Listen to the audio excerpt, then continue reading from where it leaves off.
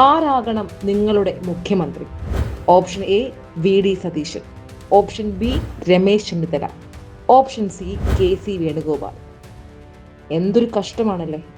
ഒരു മുഖ്യമന്ത്രി കസേരയിലിരിക്കാൻ കോൺഗ്രസിനുള്ളിൽ പൊരിഞ്ഞടിയാണ്. കേരളം ആര് ഭരിക്കും എന്നറിയാൻ നിമിഷങ്ങൾ മാത്രമാണ് ബാക്കി. 102 സീറ്റുകൾ എന്ന മാന്ത്രിക വിജയം ജനങ്ങൾ സമ്മാനിച്ചിട്ടും ഒരു മുഖ്യമന്ത്രിയെ കണ്ടെത്താൻ കോൺഗ്രസിന് ഇതുവരെ ആയിട്ടില്ല. ഇത് എത്ര നാണം കെട്ട വസ്തുതയാണ്. മെയ് 4 തെരഞ്ഞെടുപ്പ് ഫലം വന്നത് മുതൽ UDF ക്യാമ്പ് എത്ര ആഘോഷത്തിലായിരുന്നു. 10 വർഷത്തിന് ശേഷമാണ് ഇന്ദിരാഭവനിൽ ഇത്രയധികം ആളുകളെ കാണുന്നത്. ജയിച്ചാൽ നിമിഷങ്ങൾക്കകം മുഖ്യമന്ത്രിയെ പ്രഖ്യാപിക്കുമെന്ന് പറഞ്ഞിട്ട് ഇപ്പോൾ ദിവസം 10 പിന്നിട്ടു. രമേശ് ചെന്നിത്തലയും വി.ഡി. സതീശനും കെ.സി. വേണുഗോപാലും കൂടി മുഖ്യമന്ത്രി കസേരയ്ക്കായി പിടിവലി തുടങ്ങിയിട്ട് ദിവസങ്ങളായി. എന്തായാലും കോൺഗ്രസിന്റെ ഈ കസേര തർക്കം കൊണ്ട് രക്ഷപ്പെട്ടത് CPM ആണ്. കാരണം വെറും 35 സീറ്റുകൾ മാത്രം നേടി നാണം കെട്ട തോൽവി ഏറ്റുവാങ്ങി ടീം പിണറായിയും സംഘവും നിൽക്കുമ്പോഴും അതൊന്നും ജനങ്ങൾ കാര്യമാക്കുന്നില്ല. കാരണം ശ്രദ്ധ ഇപ്പോഴും കോൺഗ്രസിലേക്കാണ്. ഇതുവരെ മുഖ്യമന്ത്രിയെ തീരുമാനിക്കാൻ അവർക്കായിട്ടില്ല. അതുകൊണ്ട് തന്നെ CPM-ഓ അവിടുത്തെ പ്രതിപക്ഷ നേതാവ് ആരെന്നുള്ള ചർച്ചകളോ ഒന്നും ജനം മൈൻഡ് ചെയ്യുന്നില്ല. മെയ് 4 കേരളം കാതോർത്തിരുന്നത് ആര് ഭരിക്കും കേരളം എന്നതിനാണെങ്കിൽ അതിനേക്കാൾ സസ്പെൻസും വാർത്താ പ്രാധാന്യവും ഇപ്പോൾ കോൺഗ്രസിലേക്കാണ്. കാരണം KC, RC, VD ഈ ക്യാമ്പുകൾ വിട്ടുവീഴ്ചയില്ലാതെ പരസ്പരം ഫ്ലെക്സ് ബോർഡുകളും അതുപോലെ തന്നെ സമൂഹ മാധ്യമങ്ങളിൽ തമ്മിലടിച്ച് മുന്നോട്ട് പോവുകയാണ്. ഇങ്ങനെ പോയാൽ 5 വർഷം UDF കേരളം ഭരിക്കുമോ എന്ന് പോലും സംശയമുണ്ട്. കൂട്ടത്തിൽ തന്നെ പാര പണിത് താഴെ ഇറക്കാൻ അതിനകത്ത് തന്നെ ആളുകളുണ്ട്. അതുകൊണ്ട് തന്നെ ടീം പിണറായിക്ക് ജസ്റ്റ് ഒന്ന് കാഴ്ചക്കാരായി നിന്നാൽ മാത്രം മതിയാകും.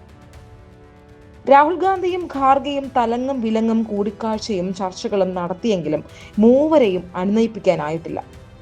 ഇതാണ് യഥാർത്ഥ വസ്തുത. 102 വിസ്മയങ്ങൾ ജനങ്ങൾ സമ്മാനിച്ചെങ്കിലും ആ വിജയത്തിന്റെ ശോഭ കെടുത്തുന്ന പ്രവൃത്തിയായി പോയി മുതിർന്ന നേതാക്കന്മാരുടെ ഈ ഒരു അധികാര കൊതി കാരണം. മുഖ്യമന്ത്രി പ്രതിസന്ധി മറികടക്കാൻ ആദ്യം ഡൽഹിയിൽ നിന്ന് 2 നിരീക്ഷകരെ കേരളത്തിലേക്ക് ഹൈക്കമാൻഡ് അയച്ചു. കോൺഗ്രസ് MLA-മാരോട് ആരാകണം നിങ്ങളുടെ തലൈവർ എന്ന് ചോദിച്ച് അവർക്കിടയിൽ ഒരു ഭിന്നിപ്പുമുണ്ടാക്കി ഈ ഇരുവർ സംഘം ഡൽഹിക്കങ്ങ് മടങ്ങി.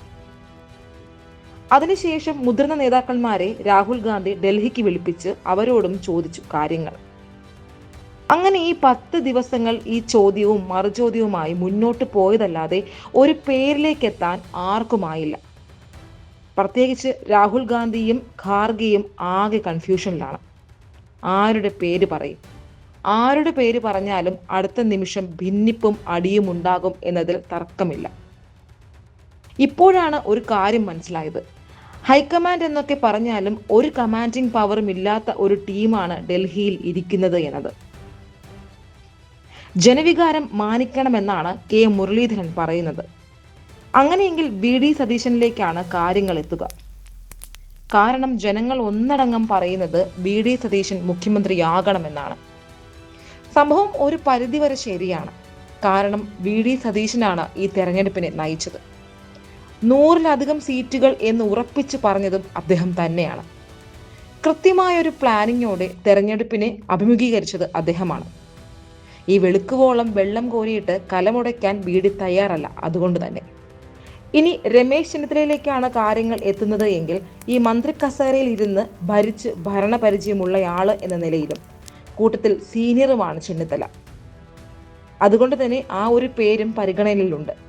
ഇതിനിടയിലാണ് മത്സരരംഗത്ത് പോലും ഇല്ലാതിരുന്ന എന്നാൽ ഡൽഹിയിലിരുന്ന് കാര്യങ്ങൾ ഏകോപിപ്പിച്ച KCയുടെ വരവ്. എന്തായാലും ആരുടെ പേര് പ്രഖ്യാപിച്ചാലും ജനങ്ങൾക്കിടയിൽ അമർഷം തുടങ്ങിക്കഴിഞ്ഞു. അത് തിരിച്ചറിഞ്ഞുകൊണ്ട് ഹൈക്കമാൻഡ് ഒരു പേരിലേക്ക് എത്തിയിട്ടുണ്ട്. ആ പേര് പുറത്തു പറയാൻ ഒരു മടിയുമുണ്ട്. എന്തായാലും ഉടനെ അറിയാം കേരളത്തെ ആര് നയിക്കുമെന്നത്. അതിന് ഏത് പേരാണെങ്കിലും മറ്റ് 2 ക്യാമ്പുകളിൽ നിന്ന് അടിയും പ്രതീക്ഷിക്കാം.